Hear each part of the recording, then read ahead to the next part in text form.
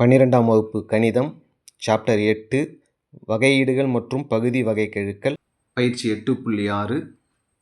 அதில் கணக்கில் என்ன கொடுத்துருக்காங்க, u is equal to x square y plus 3x y power 4, அதோடு சேர்த்து x is equal to e power t, y is equal to sine t, இதெல்லாம் கொடுத்துட்டு எது கண்டுபிடிக்க சொல்லியிருக்காங்க, du பை டிடி கண்டுபிடிக்கணும்.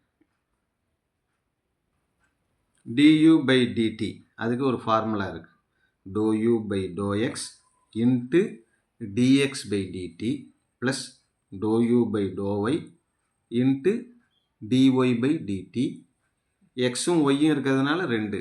இதே இசட்டுன்னு கணக்கில் கொடுத்துருந்தாங்கன்னா அப்போ plus dou u by dou z dz by dt அப்படின்னு வரிசையாக போய்கிட்டே இருக்கும். இப்போ நமக்கு எக்ஸும் ஒய்யும் மட்டும் இருக்கிறதுனால இந்த 2 மட்டும்தான் இருக்கும். இப்போ கணக்கில் என்னென்ன கொடுத்துருக்காங்க, யூஸ் ஈக்குவல் டு, நல்லா கவனிச்சிங்க, x square y plus 3x y power 4 கொடுத்துருக்காங்க. இப்போ நம்ம என்ன செய்ய போகிறோம், முதல்ல வகைப்படுத்த போகிறோம். எதை பொறுத்து, எக்ஸை பொறுத்து. dou u by dou x, எக்ஸை பொறுத்து வகைப்படுத்துகிறப்ப ஒய் கான்ஸ்டன்ட், அதனால் ஒய் அப்படியே இருக்கும். எக்ஸை மட்டும்தான் வகைப்படுத்தணும். எக்ஸ் ஸ்கொயருக்கு என்ன வரும்னா 2x வரும் ப்ளஸ் 3 ஒய் பவர் 4, ஏன்னா இது கான்ஸ்டன்ட். எக்ஸை மட்டும்தான் வகைப்படுத்தணும். எக்ஸை வகைப்படுத்தினா 1ன்னு வரும். ஆக மொத்தத்தில் நமக்கு என்ன வருது, 2xy ப்ளஸ் 3 ஒய் பவர் 4 அப்படின்னு எதுக்கு வருதுன்னா dou u by dou x. அடுத்தது dou u by dou y, ஒய்யை பொறுத்து வகைப்படுத்த போகிறோம். இங்கே கணக்கில் இருக்கிற யூவை ஒய்யை பொறுத்து வகைப்படுத்தும் போது எக்ஸு கான்ஸ்டன்ட், அதனால் எக்ஸ் ஸ்கொயர் அப்படியே இருக்கும். ஒய்யை வகைப்படுத்தினா என்ன வரும்னா 1 வரும் ப்ளஸ் இதில் எது கான்ஸ்டன்ட்னா 3x கான்ஸ்டன்ட்டு. ஒய் பவர் 4 வகைப்படுத்தும் போது 4 முன்னாடி வரும், ஒய்யோட அடுக்கில் 4 மைனஸ் 1. இதை சுருக்குனா x square plus 3 into 4 12 x, ஒய்யோட அடுக்கில் 4 மைனஸ் 1 3. அப்போ dou u by dou x dou u by dou y வந்துடுச்சு. அடுத்தது என்ன கண்டுபிடிக்கணும், x is equal to e power t இருக்கா, இதை டீயை பொறுத்து வகைப்படுத்தும் போது இங்கே என்ன வரும் அப்படின்னா dx by dt, dx by dt. எக்ஸை பொறுத்து வகைப்படுத்தினோம்னா dy பை dx, கீழே வந்து dx வரும். இங்கே e பவர் t இருக்கிறதுனால கீழே என்ன வரும்னா dt தான் வரும். e பவர் tயை வகைப்படுத்தினா என்ன வரும்னா அதே தான் வரும், அதனால் அது அப்படியே இருக்கட்டும். அடுத்தது இங்கே இருக்கிறது, இதை வகைப்படுத்தும் போது dy by dt equal to sine டீக்கு என்ன வரும் அப்படின்னா வகைப்படுத்தினா காஸ் டீன்னு வரும். இப்போ நம்ம dou u by dou x dou u by dou y dx by dt எல்லாம் கண்டுபிடிச்சிட்டோம். இதை அந்த ஃபார்முலாவில் பிரதியிட போகிறோம். du by dt, du by dt equal to dou u by dou x, dou u by dou x இதோ இருக்குது, என்னது 2xy ப்ளஸ் 3 ஒய் பவர் 4, இது dou u by dou x into dx by dt, dx by dtங்கிறது இதோ இருக்குது, என்ன e power t, அதை எழுதிடுறோம், e பவர் tயை எழுதிடுறோம் plus dou u by dou y, dou u by dou y இதோ இருக்குது, எக்ஸ் ஸ்கொயர் ப்ளஸ் 12 எக்ஸு, ஒய்யோட அடுக்கில் 3, இது dou u by dou y. dou u by dou yயோட எதை பெருக்கணும்னா dy by dt, dy by dtங்கிறது இதோ இருக்குது, என்ன மதிப்பு cos t. எல்லாத்தையும் பிரதியிட்டுட்டோம். இப்போ உள்ளார கொண்டு போகிறோம், e பவர் tயை உள்ளார கொண்டு வரோம்.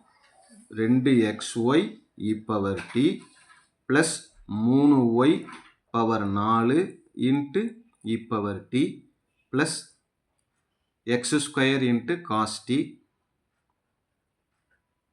ப்ளஸ் 12 எக்ஸு, ஒய்யோட அடுக்கில் 3 இன்ட்டு காஸ் t. இதுக்கு அடுத்த ஸ்டெப்பில் எக்ஸோட மதிப்பு e பவர் t, ஒய்யோட மதிப்பு சைன் t. இதில் அப்படியே எங்கே எக்ஸ் வருதோ அங்கே e பவர் tயும் ஒய்க்கு சைன் tயும் இதில் அப்படியே கொடுக்க போகிறோம். 2 எக்ஸுக்கு பதிலாக e பவர் t, ஒய்க்கு பதிலாக சைன் t.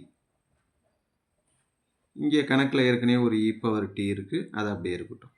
ப்ளஸ் 3 ஒய்யோட அடுக்கில் 4, ஒய்ங்கிறது சைன் t, அப்போ சைனோட அடுக்கில் 4t e power t. அப்புறம் எக்ஸ் ஸ்கொயர். எக்ஸ் ஸ்கொயர் எக்ஸுங்கிறது e power t அதோட ஸ்கொயர். அப்புறம் என்ன இருக்குது? காஸ் டி இருக்குது. ப்ளஸ் 12 எக்ஸுக்கு பதிலாக e power t, ஒய்ங்கிறது என்ன? Sine t. ஒய் கியூப் அப்படின்னா சைன் கியூப் டி இன்ட்டு என்ன இருக்குன்னா காஸ் டி இருக்குது. எல்லாத்தையும் எழுதிட்டோம். சீக்வல் டு இப்போ பார்த்தோம்னா எல்லாத்துலேயும் ஒரு e power t இருக்கும். அந்த e power t-யை வெளியில் எடுத்துடுறோம். பொதுவாக எல்லாத்துலேயும் ஒரு e power t-யை வெளியில் எடுத்துடுறோம். மீதி என்ன இருக்குது பாருங்கள், 2. இந்த e power t-யை வெளியில் எடுத்துருவோம். மீதி இருக்கிறது e power t sin t. முதல்ல முடிஞ்சிருச்சு.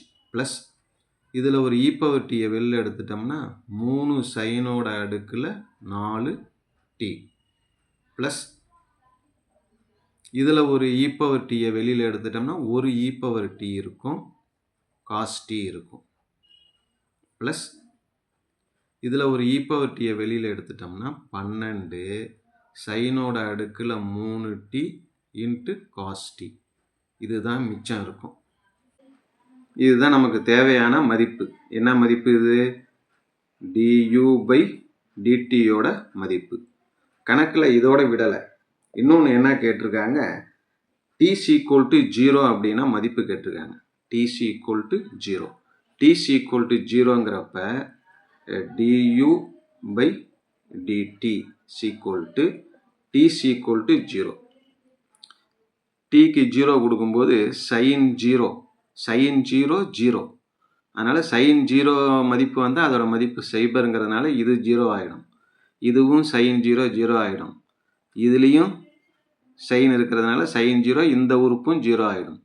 இது மட்டும்தான் மிச்சம் இருக்கும். ஏன்னா இதில் காசு இருக்கிறதுனால காஸ் 0வோட மதிப்பு என்னன்னா 1. அதனால் அது மட்டும் அப்படியே இருக்கும். இப்போ பாருங்கள், e power 0, e power tக்கு பதிலாக 0 கொடுக்குறோம், 0. அப்போ முதல்ல இருக்கிற உறுப்பு என்ன ஆகிடுது? 0 ஆகிடுது. ரெண்டாவதாக இருக்கிறதும் 0 ஆகிடுது. மூணாவதாக இருக்கிறதுல e power 0 cos t, cos 0 plus இந்த இடத்துலையும் சைன் இருக்கிறதுனால இதுவும் என்ன ஆகிடுது? 0 ஆகிடுது. ஆக மொத்தத்தில் மீதி இருக்கிறது என்ன அப்படின்னா e power 0னா அதோட மதிப்பு 1. அதனால் 1 அப்படியே இருக்கட்டும்.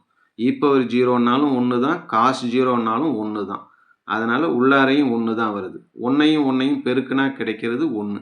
இதுதான் நமக்கு தேவையான ஆன்சர். ஓகே.